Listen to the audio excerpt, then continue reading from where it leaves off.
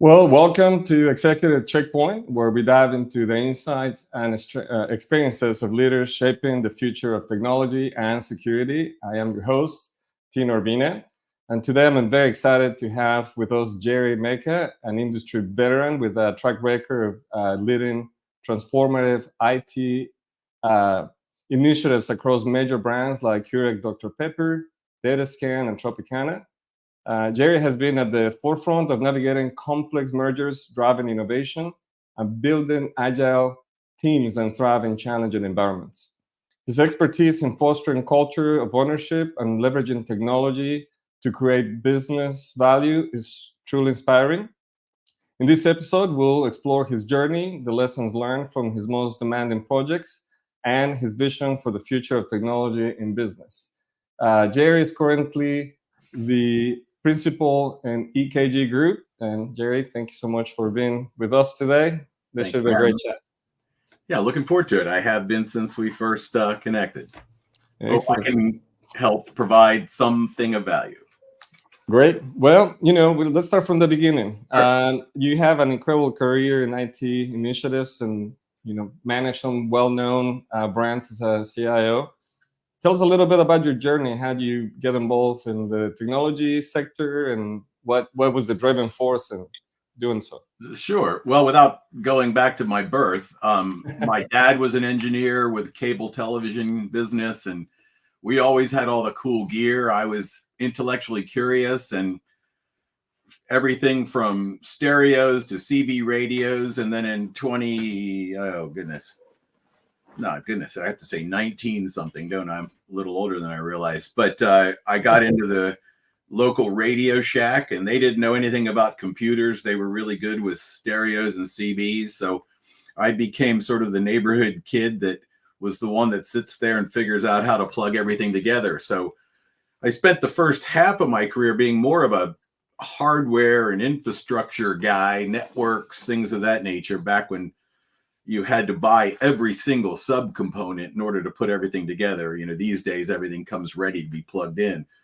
But you mentioned all these other brands. You didn't mention ConocoPhillips or Burlington Resources, but those companies are pretty big too. And I got my first break when a college roommate of mine, actually a post-college roommate, but a roommate nonetheless, called me up and said, "Hey, I just got IT.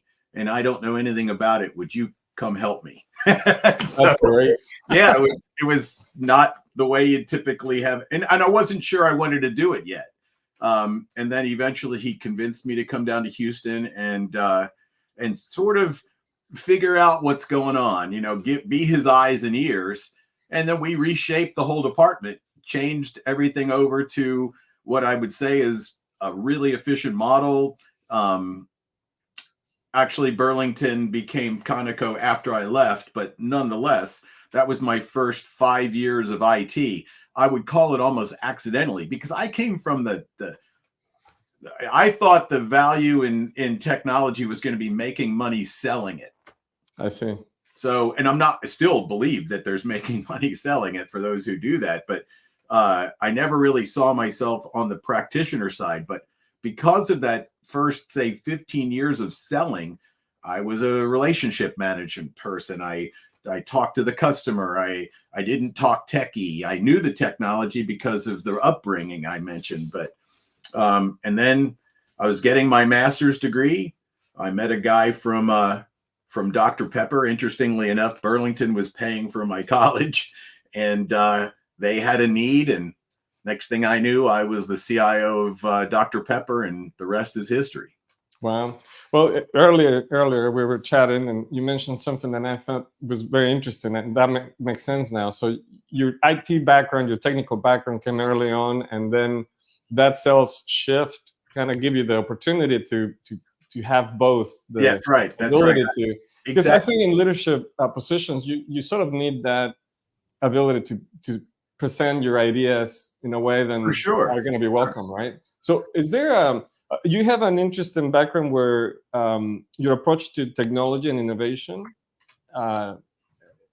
is very obvious. So is there a point in your career where you find, maybe before you become CIO or as you're sitting in the chair, that you felt, pivotal moment here to understand innovation and bring it to all the culture? Yeah, that's a really good question. In fact, I would go as far as saying in the early years, all the IT people were like, what was the old Saturday Night Live skit with Nick, the computer guy? And he would say, like, move over, you dummy. And no, all the people in the world of use, they felt the IT guys were, scaring them to death. And there's still some people in the security space that abuse that. They're all things are gonna come crashing down. Sorry, you security guys, but it became apparent to me that they needed somebody to talk to them in a very non-technical way.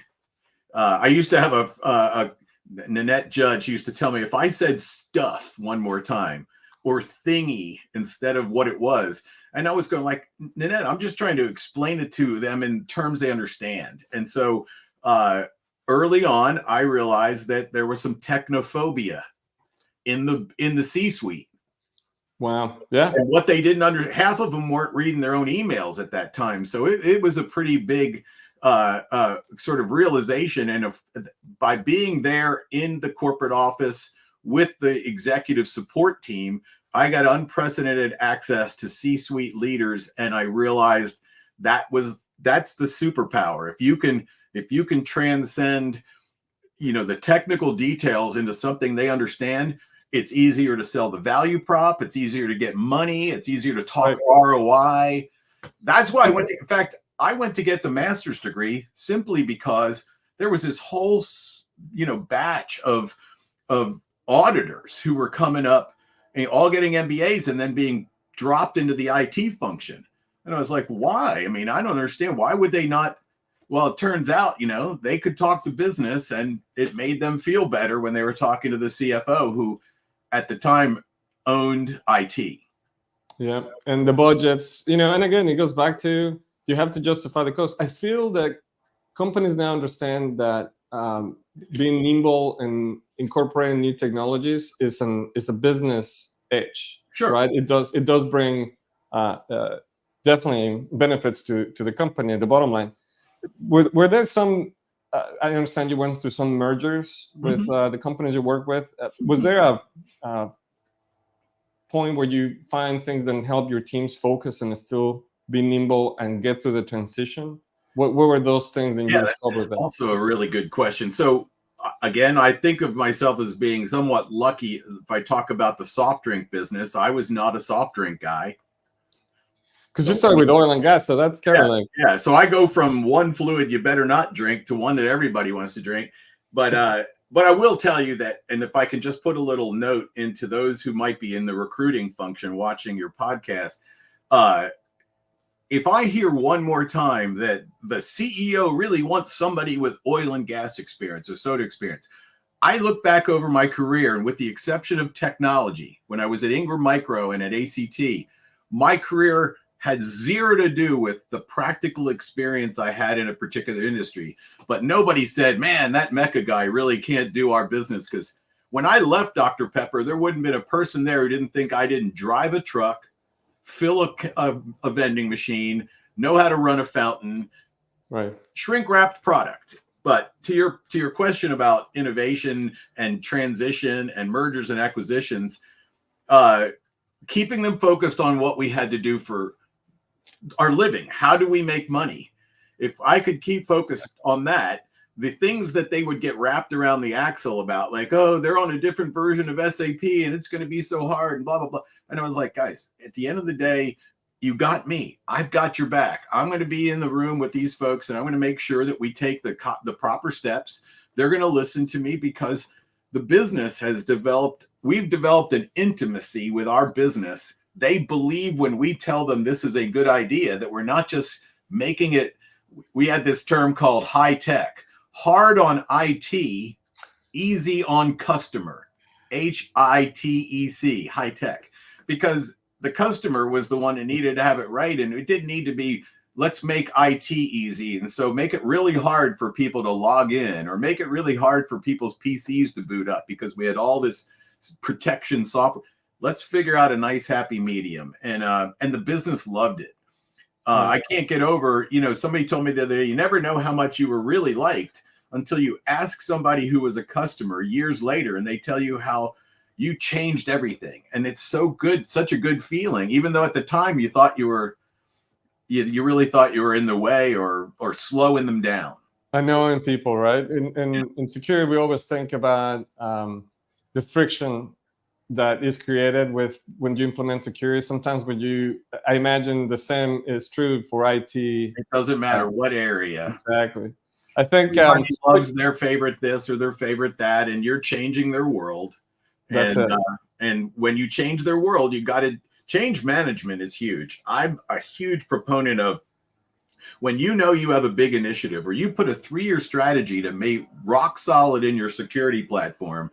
6 months before you start your very first, identity management component, you should have already engaged a third-party change management company, because they're the ones that are going to go out. They're going to tell everybody this is coming. They're going to let them know it's going to work this way. The world's not going to come to an end. Right. All going to be good. And just about the time they're tired of hearing from you, they finally start to get it, so that the friction is minimized. Minimized. Yeah. Well, we call it now fluid, right? Kind of flow, but help the transition flow. There's a book by John Carter that many years ago was a former professor, Harvard professor, and his book was all about, at the time in the 80s, was all about managing change and expecting change.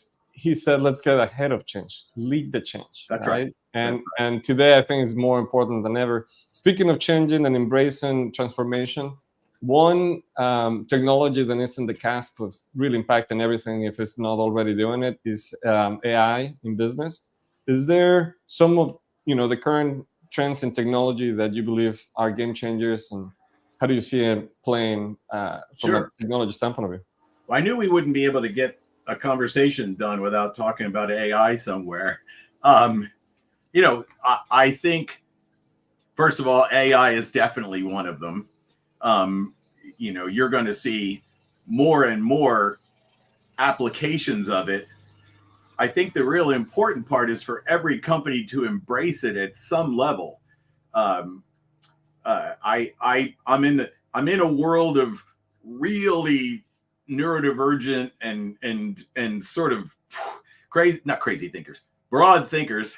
That's so wrong, because I don't feel I'm crazy, but we really can get off on tangents about where this could be going. But every company should at least be experimenting with AI. And to your point, they're foolish if they don't think half their users are already doing it. The real important part is when it becomes part of your commerce, when it becomes part of how you make money. That's where it kind of gets a little scary, both from the biases that can be done by setting up your own stuff that basically tells you how to drink your own juice and doesn't help anybody, but also bad information. Your model needs to be really as clean as possible. And I have lots of feelings about AI. I saw something the other day, though, that, and I committed to doing this myself. I have produced a ton of content. I've written so many pieces. People know me if they meet me. I'm a straight shooter. I don't pull punches. I'm going to tell somebody their baby's ugly, blah, blah, blah. If it is, I'm not going to just be mean. But I met a gentleman who had compiled all of his position papers and graded his own LLM on him. Wow.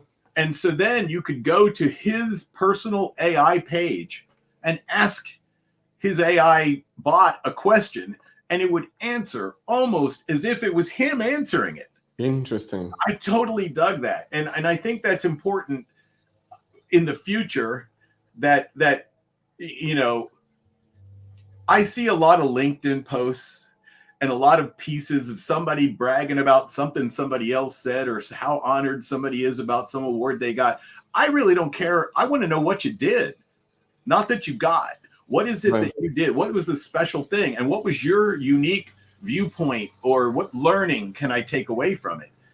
And the contribution, right? Yeah. And it's interesting. And here's what I want to thank Sia for driving my intent to do a podcast. And that's exactly it. It's like, so over the years, and I'm sure, Gerry, you as leading large groups and corporations, there's impact that comes from sharing that knowledge freely. Absolutely. And I feel like it's a responsibility and an obligation if you have the opportunity to do so and have something positive to bring. That's the reason we created this podcast, because I think every leader has a story to tell, and there's a legacy that can benefit many other people, right? We have a few mutual contacts that we're really interested in looking to see what comes out of this conversation. I tell you, I think in the world of security, right? I think that's a nugget that I would like to pass on from a CIO perspective. What keeps a CIO, up at night when it comes to security matters? What's that like? Yeah. And to follow that, how do you approach that with your security groups within your organization?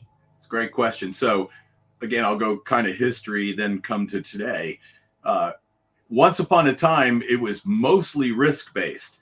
The audit department would bring up all these management recommendations, and it was good, real easy. Don't give them LAN access. Don't give them an email address. If they want to do something, we're going to have one clerk in the department who has an ID and a password to log in. It was really, deny them access is the way to solve security problems. And for about, just like Moore's Law in all cases, things progressively got faster and faster. At one point, and different companies have different profiles. So like I said, you have to figure out what it is that you need. But it's moving so dang fast. 2 years ago, I was recommending a suite of products or a managed service like EY or somebody. In fact, at Tropicana, we put in a managed security platform that was a combination of all the usual suspects, managed by Ernst & Young.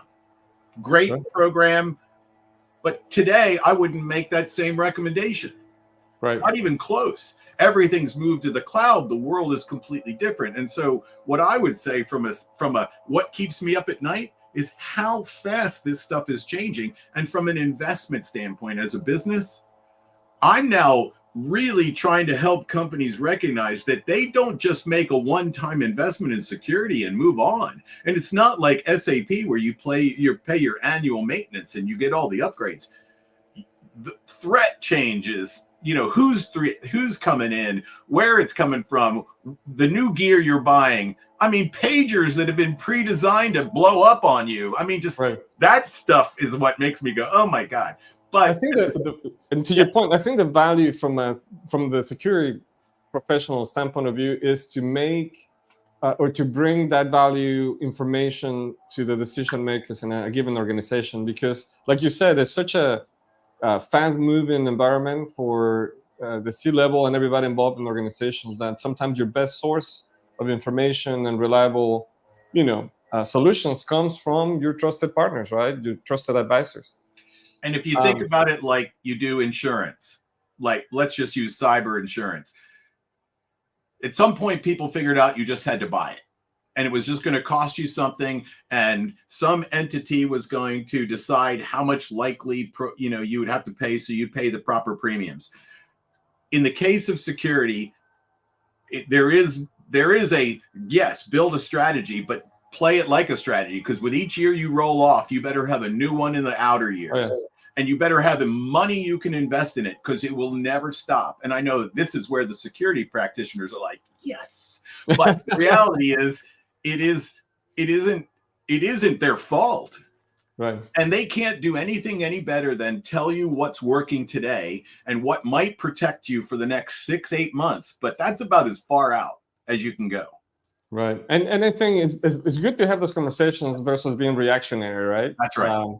Assuming the risk is never a good situation. Get a plan, put a dollar amount, assume your pace of change is going to be just like what the current curve looks like. And then that way the business is not shocked by it. When you go in and said it was only going to be a gazillion and now it's 10 gazillion. And they're like, wait, you didn't tell us. And you get in trouble for being a business person who didn't give your boss the proper look into what the cost was going to be or what the change was going to be like. And it's just very difficult. That keeps me up. That keeps me wanting to engage with CEOs and continue to put my arm around them and go, look, dude, I'm telling you, don't come yelling at me when some new threat pops up and we have to band-aid it really quick and then put a strategy to permanently put it down. And that's even more expensive half of the time. Exactly. All right. Well, I do have a question. Sure. With AKG Group, in our previous conversation, you shared that bringing value to those professionals and helping them navigate the current situation is what you guys are focusing in. Mm-hmm. What is seeing the new CIOs come in and the conversations you have with your peers or former peers now as a practitioner and mentor? What are the things that you will tell them they need to be focusing in or not focusing in? Wow. So you touched on something I kind of want to say. We had some great momentum in the CIO world when we were starting to penetrate the C-suite as an equal player, reporting to the CEO, being strategic, and being valued from our transformative, brains.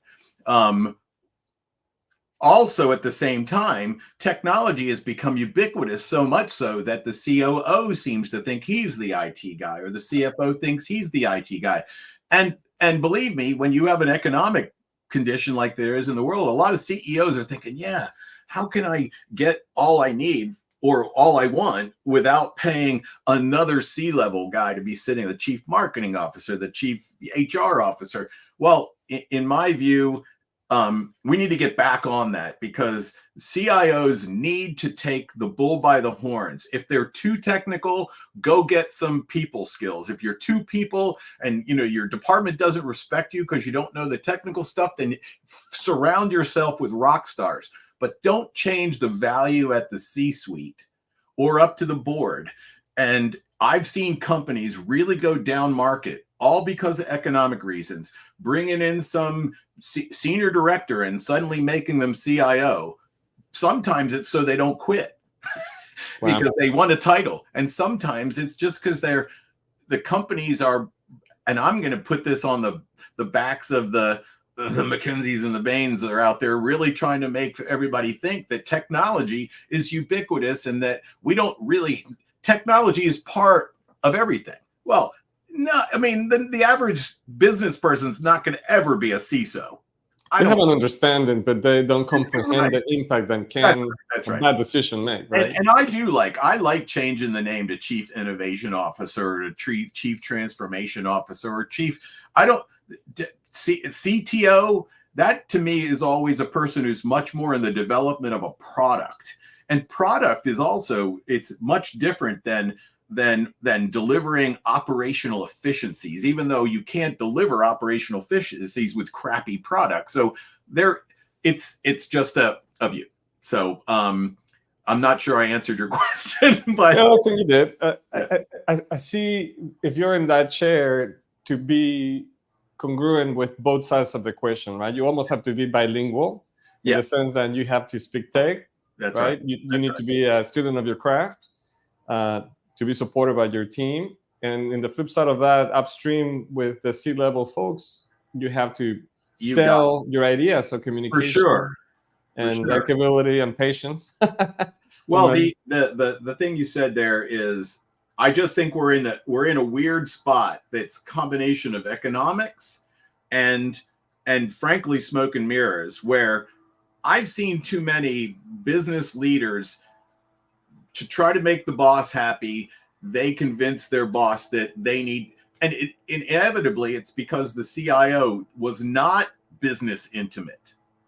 He or she did not give the business the impression they understood their needs well enough. They didn't staff the IT with business and analysis, business, process managers, people who really understand supply chain and bring that back to IT versus people in the business coming over to IT and going, I didn't get what I wanted, and that's our fault.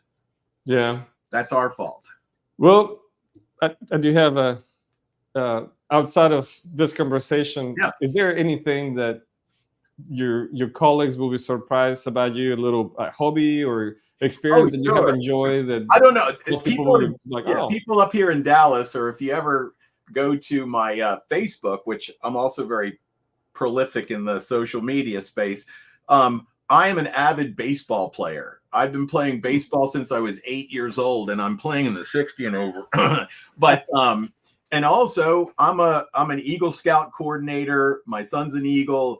I'm big into giving as much as I can. A boss once told me, give until it hurts. Right now it's been hurting a lot. But I do think that you can't just be, be dynamic.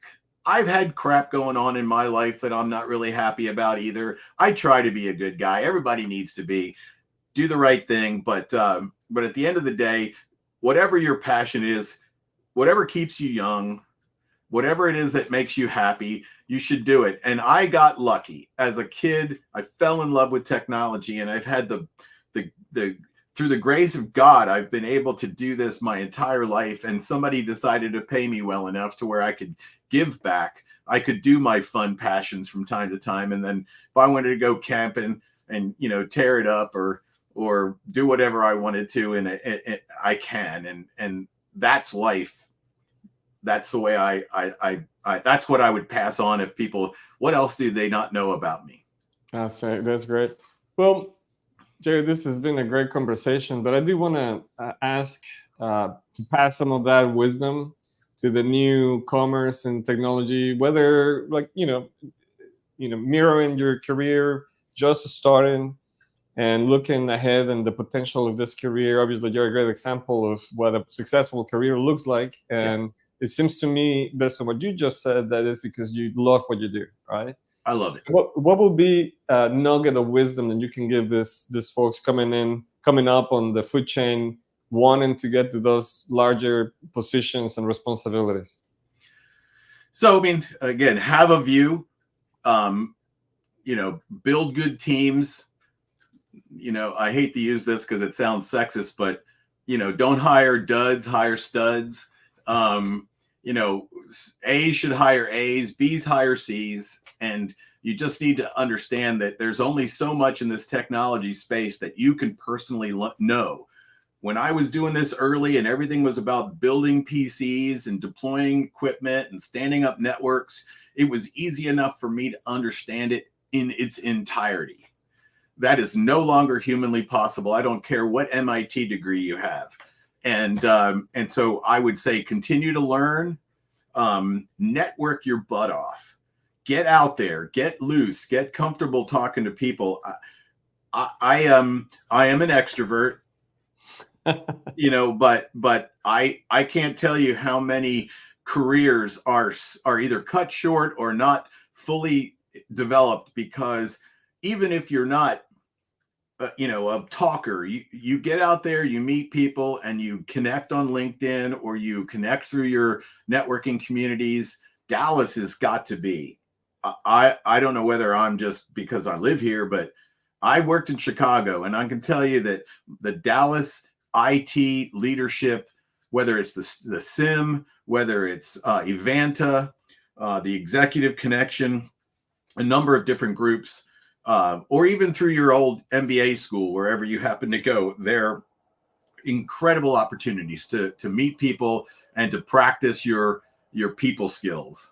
Great networking, that's for sure. Remember reading this book years ago that stuck in my mind, Kid Ferrazzi, Never Eat Alone. Right. And, what a great advice. Treat your colleagues as friends and friends as colleagues, and be still professional, but build that community around you, right? I was doing I used to do a group called The Herd, which was long story. I won't get into that, but we had a guy come speak, and he told me something called 100 cups of coffee. And so I have now for 15 years, I have 100 cups of coffee. Now that means in 365 days of the year, I have 100 unique coffee sits with people I either know as a follow-up or new people I haven't been introduced to before.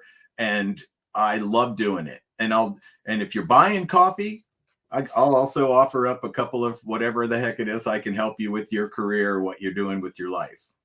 Yes, that's great. Mentorship is rewarding, right? And For that sure. someone starting, they need to know that. Approach someone that you feel that can help you and mentor you.